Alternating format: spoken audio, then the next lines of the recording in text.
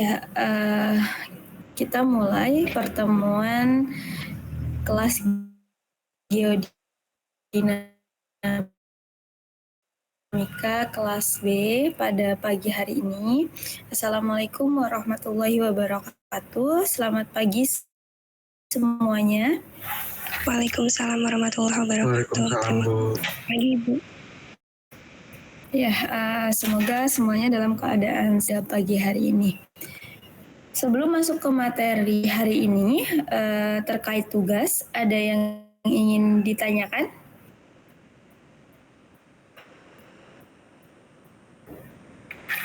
Saya rasa tidak ya. Oke. Jika tidak ada yang ingin ditanyakan, kita langsung saja masuk di materi pertemuan 11 yaitu konveksi mantel. Sudah sering kita bahas gitu ya terkait konveksi mantel baik di pertemuan-pertemuan sebelumnya ataupun di mata kuliah lain. Nah, pada hari ini kita akan belajar memahami konveksi mantel lebih dalam.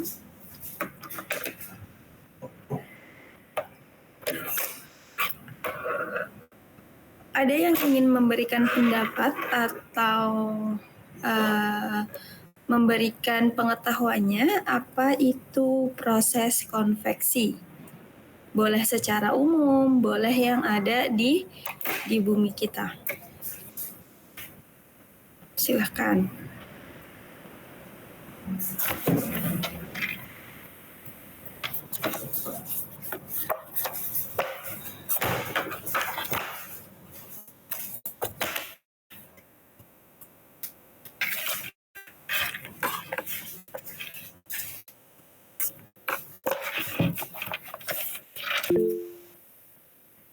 Ya, silakan Sandy.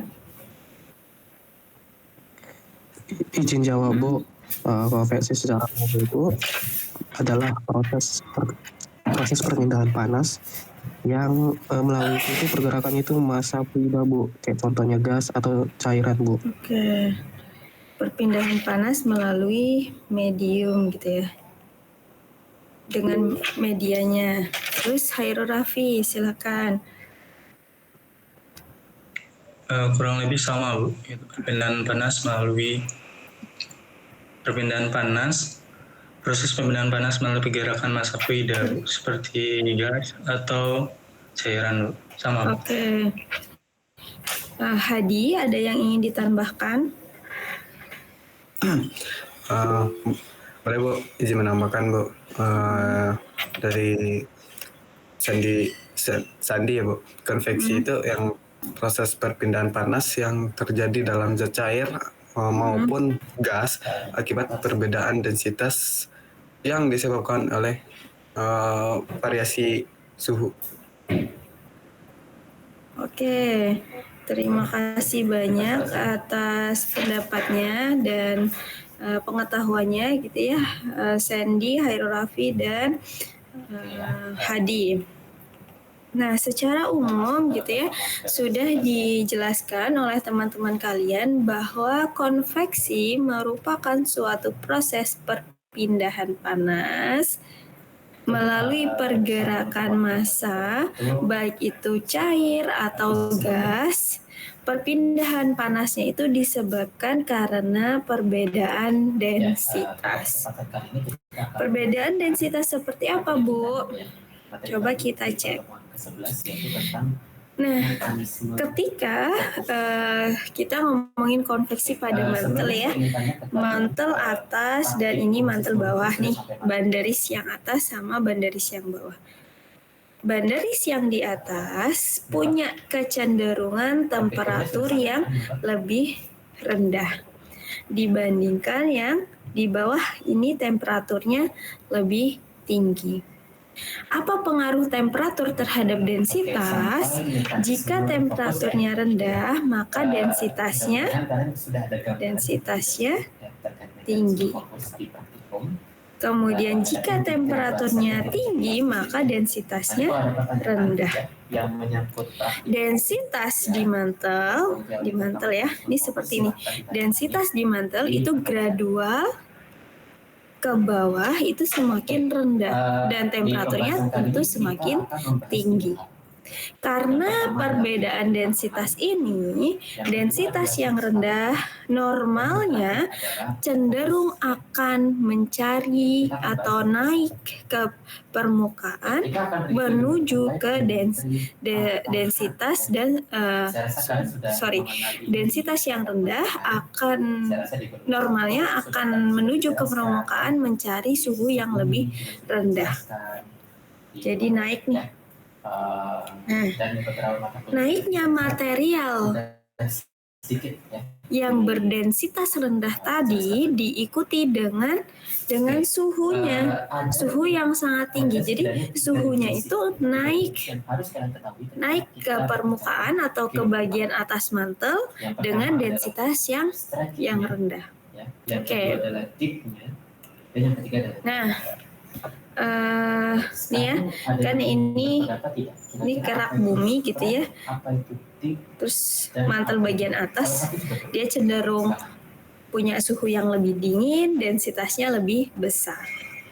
Kemudian yang di bawah itu cenderung densitasnya rendah dan suhunya tinggi.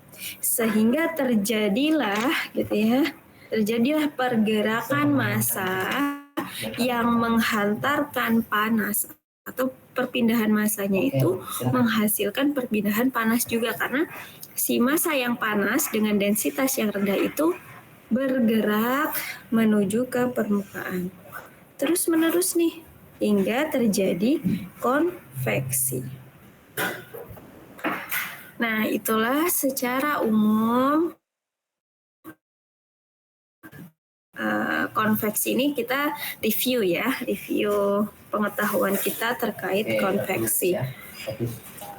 Nah, ini adalah visualisasi konveksi, teman-teman.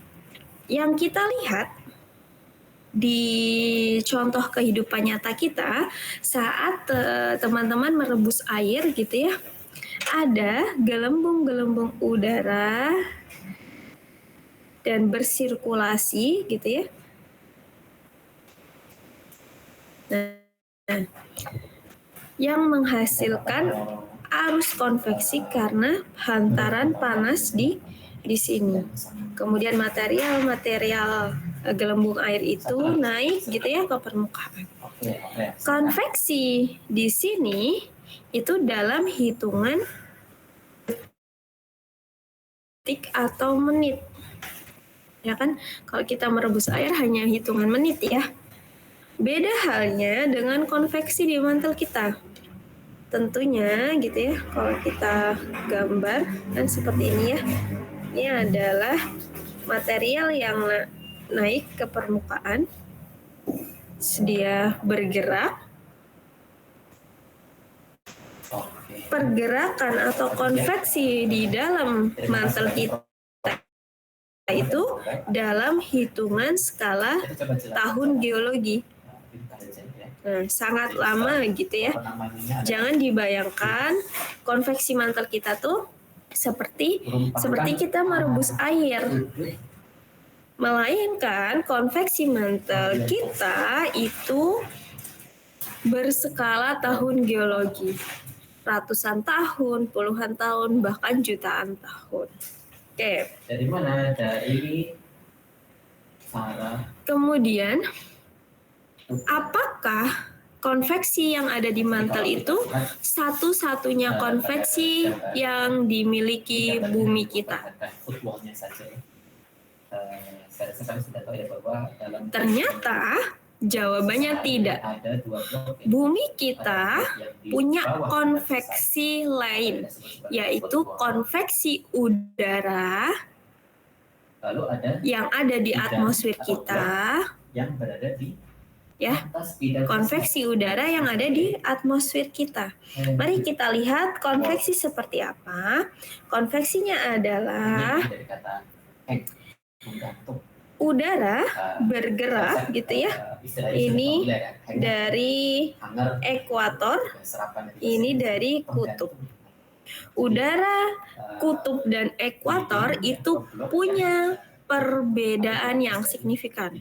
Yang satu dingin, ini cold ya, ini dingin. Nah, kalau kita lihat orientasi, Kalau yang ini panas. orientasinya ke arah sini bisa. Nah, terus-menerus bergerak. Kalau sudutnya dari arah utara. Nah, ini saat kondisi bumi tidak berotasi. Sirkulasi udara ke daerah dari yang dingin ke panas dan terus-menerus. Namun, dalam kenyataannya bumi kita bergerak atau berotasi. Sehingga Artinya apa? Kalau konveksi atmosfer yang terjadi memiliki arah sesuai dengan misalnya, kalau rotasi atau dipengaruhi oleh rotasi bumi kita, sehingga bentuknya seperti ini. Nah, ada yang mau berpendapat? sangat Ya, banyak silakan. ini ya, banyak jalurnya atau secara umum dia tidak menentu gitu polanya, banyak pola dibandingkan ketika bumi tidak Maksud dari, berotasi. tulisan ini adalah Nah, hal ini arah strike memberikan kita pertanyaan, derajat apakah konveksi yang kita lihat dari arah sebelumnya Karena di sini itu kita kondisi punya, seperti apa? Apakah kondisi saat bumi berotasi atau bumi berotasi ini memberikan efek gak sih ke konveksi mantel gitu? Kalau di konveksi atmosfer aja dia sangat berpengaruh terhadap pola alirannya. penting ini. Jadi Nah, itu udah dengan parameter fisis konveksi ada 5. Ini adalah bilangan-bilangan yang penting di dalam konveksi gitu ya. Bilangan yang memberikan informasi bagaimana kondisi konveksi mantel kita. saya rasa secara detail Mari kita lihat gitu ya, bilangan apa yang memberikan informasi terkait konveksi. Pekan kemarin kita udah belajar gitu ya, ada itu adalah bilangan Reynolds, terus ada lagi Peclet number gitu ya. Nah, ini ada 5 bilangan yang sangat penting di konveksi. Pertama, bilangan Rayleigh, derajat sampai kedua Reynolds, ketiga Taylor, keempat Nusselt, kelima Prandtl. derajat. Nah, kelima ini akan memberikan informasi penting terhadap konveksi. 90 berarti tidak Yang pertama, bilangan Rayleigh. patahan ya. Bilangan Rayleigh akan menentukan kapan proses konveksi mulai terjadi. Itu adalah sudut Oke.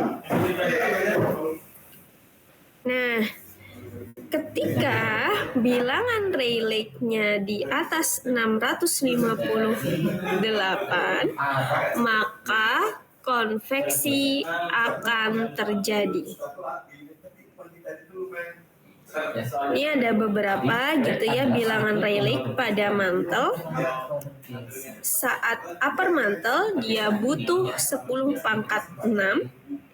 Lower mantel 3 kali 10 pangkat 7, wall mantel 10 pangkat 8. Kan ini upper mantel, ini lower mantel. Ini lower, ini upper. Kalau wall jadi semuanya. Itu butuh di atas 658, maka konveksi akan terjadi. Nah, pergerakan ke bawah ini Oke. dari Bilangan yang kedua yaitu bilangan Reynolds yang kita bahas di tipe aliran fluida. Nah, umumnya gitu ya, mantel itu kan normal ya. tidak berarti dia bersifat liquid seperti air ya. Jangan bayangkan seperti itu. Namun mantel itu punya sifat fisis yang mirip dengan fluida yang mengalir. Oke.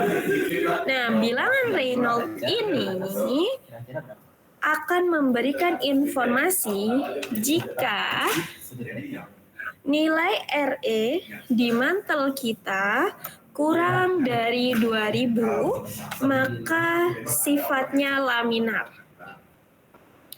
Kalau RE lebih dari 2000, maka sifatnya turbulen. Yang satu laminar gitu ya, punya pola yang bagus, yang satu acak-acakan, turbulensi. Nah, untuk mantel sendiri, di mana nilai U-nya itu 200 mm per tahun, D-nya 3000 km, kecepatannya 2 kali 10 pangkat 17 meter kuadrat per second, dan kita dapat RE-nya 9 kali 10 pangkat minus 20. Maka RE-nya kurang dari 1 di mantel. Sehingga dapat disimpulkan bahwa aliran mantel ini bersifat laminar. Berarti kan stressnya Nah, kalau tidak yang pertama tadi, bilangan Rayleigh itu menentukan kapan proses terjadinya konveksi. Bilangan Reynolds memberikan informasi bagaimana aliran fluida atau aliran mantel itu bersifat linear. Bilangan yang ketiga yaitu bilangan Taylor. Bilangan Taylor ini menggambarkan atau memberikan kita informasi efek dari rotasi bumi. Nah, gimana sih rotasi bumi mempengaruhi arus konveksi mantel? Ya, saya bertanya. Dengan rumus T sama dengan 2 omega D kuadrat per V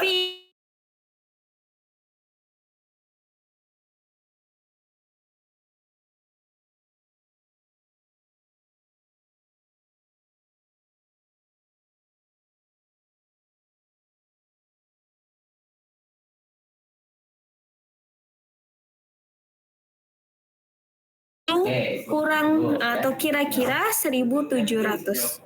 Jika dibandingkan 1.700 dengan 4 kali 10 pangkat minus 17 atau 0,00004, maka sangat jauh berbeda.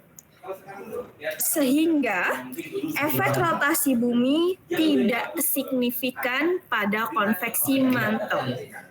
Oke? Tidak signifikan.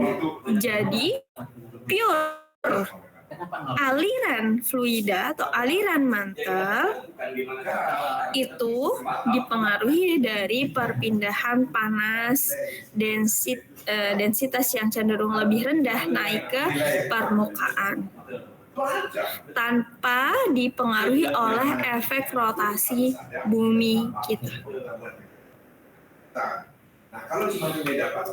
Kemudian yang keempat yaitu Nusselt. Nusselt ini memberikan kita informasi mengenai tingkat efisiensi dari arus konveksi. Tingkat efisiensi seperti apa, Bu? Jadi bagaimana kondisi panas yang ada di mantel itu dialirkan melalui proses konveksi. Caranya gimana? Caranya bisa dengan rumus yang ini atau yang ini. RA ini kan Reynolds atau Rayleigh. RA kita lihat lagi ya. RA adalah bilangan Rayleigh-nya, teman-teman. Di mana bilangan Rayleigh ini digunakan dalam perhitungan Nusselt. Akar dari Rayleigh pangkat 4. Sehingga ketika kita hitung nilai Nusselt atau bilangan Nusselt di mantel dengan menggunakan rumus ini, maka didapatkan kurang lebih 10 nilainya. Sehingga disimpulkan bahwa sebagian besar panas dialirkan melalui mekanisme konveksi. Jadi full ya, konveksi, bukan lagi adveksi atau konduksi, melainkan mekanisme konveksi sebagian besarnya. Oke. Jadi udah ada 4 yang kita pelajari, bilangan Rayleigh, bilangan Reynolds, bilangan Taylor, dan bilangan Nusselt. Yang terakhir adalah bilangan Prandtl.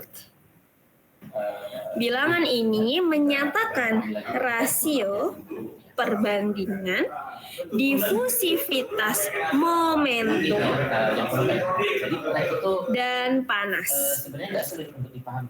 Maka kan difusivitas momentum dan panas perbandingannya ya dibagi. Maka jika perbandingannya kurang dari 1, difusivitas panasnya mendominasi. Kalau lebih dari 1, maka difusivitas momentumnya mendominasi. Karena mantel punya PR atau Prandtl value itu 10 pangkat 23, sehingga nilainya lebih dari 1. Difusivitas momentumnya mendominasi. Karena difusivitas momentumnya mendominasi, sehingga konveksi panas yang sangat signifikan dibandingkan konduksi. Atau dalam kata lain, yang ini konduksi, ini konveksi. Nah, proses konveksi itu difusivitas momentum. Kalau konduksi itu difusivitas panas. Oke.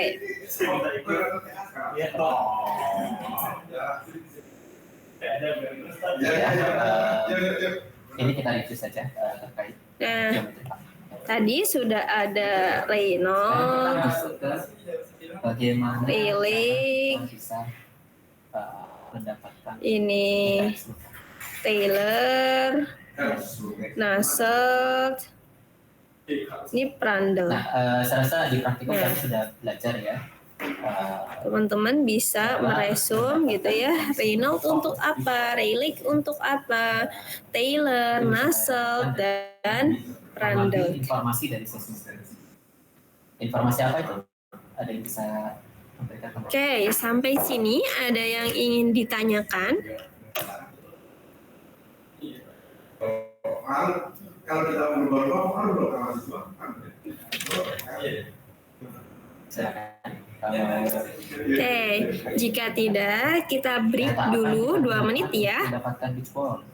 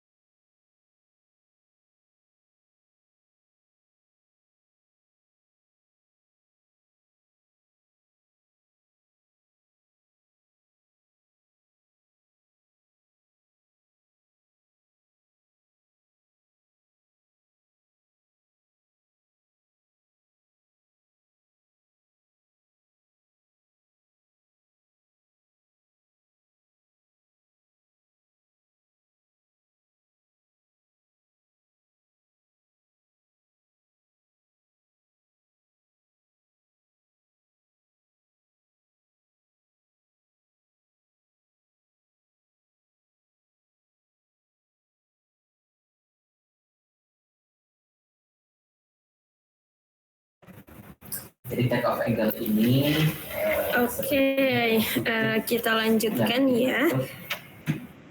Setelah kita melihat bagaimana konveksi mantel gitu ya dipengaruhi atau dinyatakan dalam bilangan-bilangan tertentu, yaitu 5 bilangan yang kita ketahui bersama.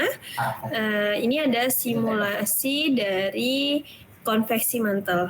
Nah, nanti kita akan lihat di akhir slide ya. Dan biasanya untuk membuat mekanisme komputer kita mengasumsikan atau mungkin sekarang bisa di play. Tidak bisa. Artinya ketika ada Nanti akan saya share. Koreksi hasilnya. Secara umum gitu ya, konveksi mantel itu berlangsung pada sel sferis antara inti dan permukaan. Disinilah lokasi konveksi mantel terjadi Fokus atau focal square merupakan atau yang kita sebut sebagai sel sferis. Dan ini merupakan proyek Sumber panas dari konveksi mantel sendiri itu berasal dari inti bumi dan tentunya peluruhan radioaktif ya, dan peluruhan radioaktif. Dan konveksi mantel ini sangatlah kompleks. Tapi secara detail sebenarnya Secara umum sudah kita bahas gitu ya, bagaimana bilangan-bilangan tadi memberikan gambaran secara umum konveksi mantel. Namun tetaplah gitu ya, dibutuhkan model yang sangat kompleks untuk menggambarkan konveksi mantel yang juga sangat kompleks. Maka kita lihat di sini model penggambaran bawah permukaan direpresentasikan dari struktur kecepatan gelombang seismik. Ada gelombang S dan ada gelombang P. Di mana tentunya gitu ya, bidang diskontinuitas menunjukkan adanya perbedaan komposisi pada bagian-bagian tertentu mantel. Memperkirakan kira-kira bidang Perubahan tekanan dan suhu terhadap kedalaman itu memberikan variasi pada mantel atau fasa material. Perubahan fasa ya. Nah, di sini ini kan batas lower mantle. Ya, membagi klaster, mengklaster daerah yang memiliki polaritas Di sini dan daerah yang memiliki polaritas turun. Itu upper Atau disebut mantle. sebagai kompresi. Kemudian di sini adalah litosfer. Biasanya kita sebut sebagai bilanasi.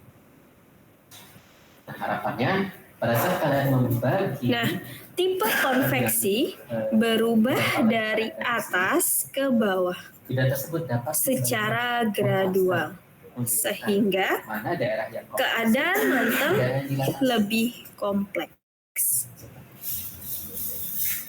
Nah, jadi karena yang kita lihat gitu ya secara umum tadi gambaran konveksi mantel, ternyata karena mendapatkan kedua perubahan bilangan Rayleigh jadi sudah kalian baca dari cukup, ya. atas Jarak sampai antara bawah, dua bidang. maka keadaan mantel itu tidak seragam, melainkan kompleks, digambarkan oleh bilangan Rayleigh. Nah, sebelum kita lihat gitu ya bagaimana penggambaran model konveksi mantel, kita perlu melihat keadaan batas dari mantel itu sendiri atau kita sebut thermal boundary layer. Untuk menentukan mana bidang sebenarnya. dari dua bidang tersebut. Batas suhu, lapisan batas suhu. Batas bawah Pendukung intinya. Untuk menentukan mana yang itu bersinggungan dengan inti bumi. Dengan konduktivitas yang tinggi dan viskositas yang rendah. Yang terbentuk di kedua bidang. Bidang kontak bawah ini bebas stres isotermal. Isotermal ya. Di sudut yang dibentuk.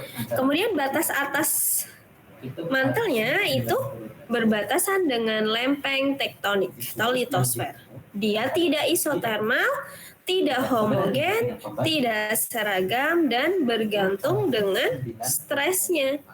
Kalau stresnya tinggi, maka batasnya juga berbeda kan?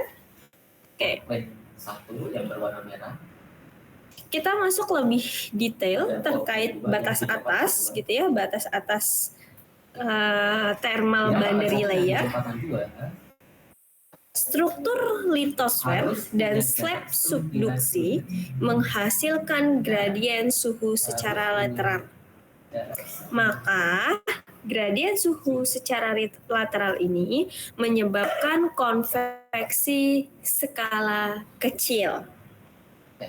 Adapun untuk penentuan strike gampang. Perbedaan antara suhu oceanic basin di mana 1000 derajat Celcius di 100 km dengan suhu astenosfernya kita 1400 derajat, maka akan timbul proses konveksi skala kecil ya. Oke. Cara menentukan. Nah, aliran konveksi yang kecil ini dapat mencapai kecepatan 15 cm per tahun. Dan proses konveksi ini menjelaskan berbagai fenomena tektonik dan vulkanik. Oke, itu batas atasnya. Kita lihat dari kalau teman-teman pernah lihat plum, mantel plum, nah itu mekanismenya memiliki bentuk mirip dengan mantel plum. Oke. Dengan menggunakan ganda tangan kiri. Kalau batas bawahnya itu sulit menghasilkan konveksi skala kecil. Jadi konveksinya skala yang lebih luas. Jempol kalian itu adalah alirannya melalui CMB ke permukaan membutuhkan waktu lama untuk menghasilkan buoyancy upwelling. Nah, waktunya waktu skala geologi yang tadi kita bahas. Jadi untuk panasnya melalui CMB ini atau keluar atau naik itu membutuhkan waktu yang sangat lama dengan waktu skala geologi. Oke. Itu batas bawah. Terus untuk menjelaskan konveksi di bumi itu dibuat beberapa model konveksi mantel. Yang pertama, model konveksi satu lapis atau wall mantle convection. Jadi semua mantelnya dianggap satu atau seluruh mantelnya atau model konveksi seluruh mantel. Terus dua lapis atau layered mantle convection. Ada yang campuran atau hybrid. Mari kita lihat model konveksi satu lapis atau wall mantle convection. Nah, ini seluruh bagian mantelnya ini mengalami konveksi atau terjadi proses konveksi di seluruh lapisan mantel. Alisa. Oke. Nah, bagaimana model satu lapis ini diketahui atau asumsi ini dibangun? Itu karena permodelan tomografi memberikan informasi kepada kita bagaimana bagaimana keadaan bawah permukaan ini Halo, bisa. dan diasumsikan mantel merupakan material seragam yang memungkinkan adanya transfer panas dan transfer materi. Oke, ini ya. Jadi ini adalah Lagi di mana tadi? mantel. Ini slab. Ini mantelnya. Nah. Oke.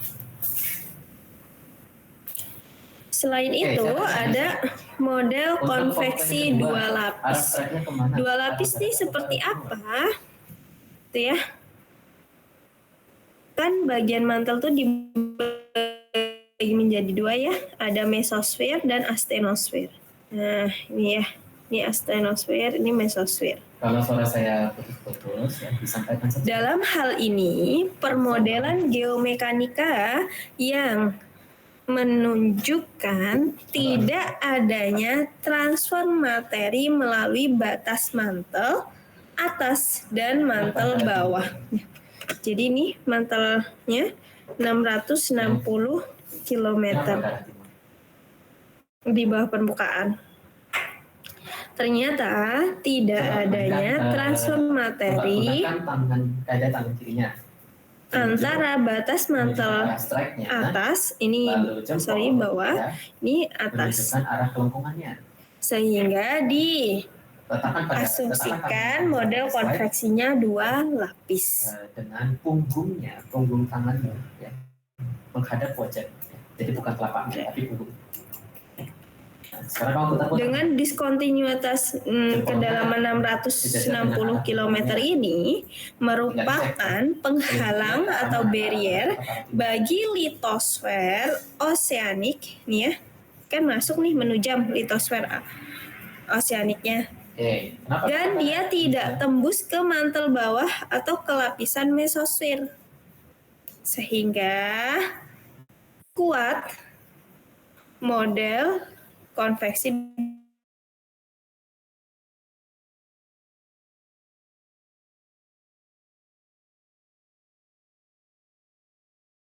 pencitraan tomografi juga mengindikasikan bahwa slab yang masuk itu tidak menujam sampai ke mantel bawah, melainkan sampai ke sini, mantel bagian atas. Oke, jadi terbukti konveksi dua lapis. Lalu ada model hybrid. Model hybrid ini dikemukakan oleh Ringwood dan Irifune 1988, merupakan penumpukan massa pada kedalaman 660 km. Dapat menyebabkan slab masuk ke batas antara mantel atas dan mantel bawah nih, masuk ya. Jadi dia di batasnya, menembus. Nah, sehingga ketika menujam 660 km ini menembus batas antara atas, mantel atas dan bawah. Dianggapnya kedalaman 660 km itu sebagai penahan, bukan sebagai barrier yang tidak dapat ditembus. Jadi itulah ketiga model konveksi mantel.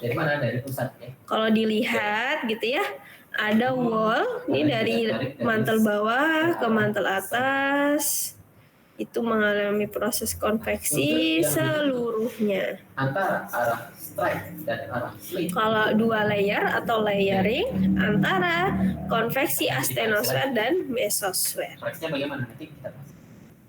Deep layer model atau hybrid, kalau kita lihat di sini itu gabungan antara konveksi di astenosfer dan di mantel bawah. Oke, sampai ini ada yang ingin ditanyakan? jadi sudut yang dibentuk antara Arab strike dan Arab sleep. Sembari menunggu kita absen ya. 90 derajat tadi. Oke. Itu adalah 100 derajat. Nah, 100 derajat ini adalah lambdanya. Oke, lambdanya kita perlu koreksi. Ternyata di pusat lingkaran, ya, di pusat lingkaran ini adalah daerah dilatasi. Artinya, tinggal kita cek bagaimana konversinya, ya, bagaimana koreksinya.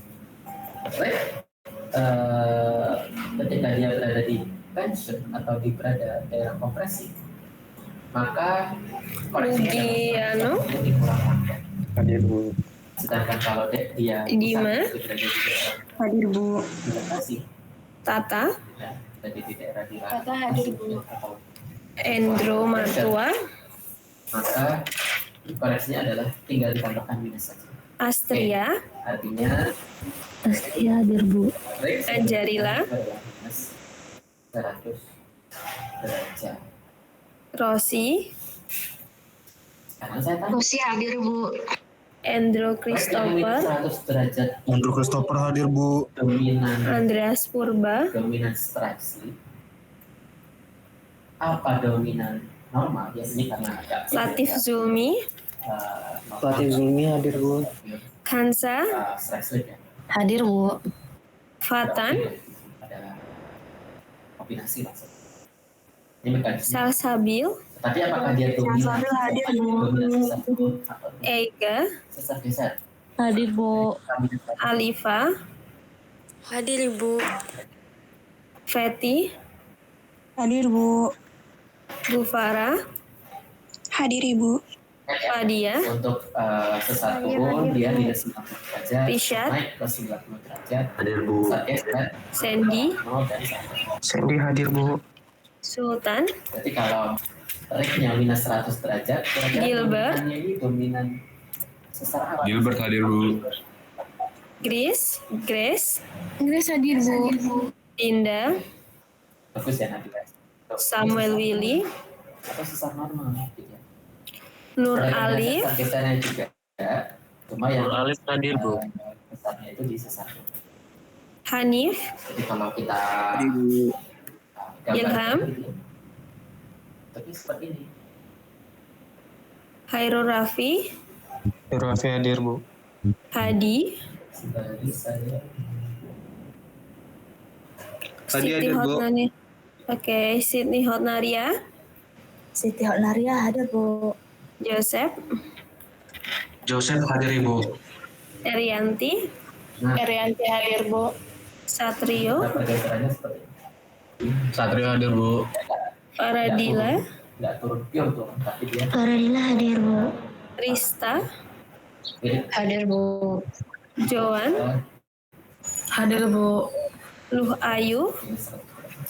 Hadir Bu. Agneza, Hadir Bu. Dia Mestika, bukan turun saja, tapi turun yang agak Rafif Rahmat, Hadir Bu. Iko. Kalian melihat nilai Rex Hadir Bu.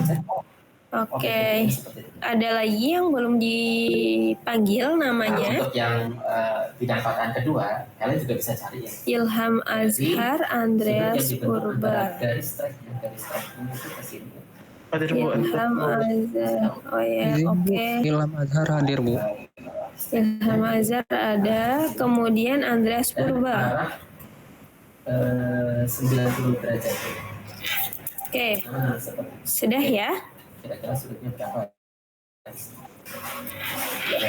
Jika tidak ada pertanyaan pekan ini, silahkan diulas. Terima kasih atas kerjasamanya. Kita akhiri pertemuan kita pada pagi hari ini. Wassalamualaikum warahmatullahi wabarakatuh.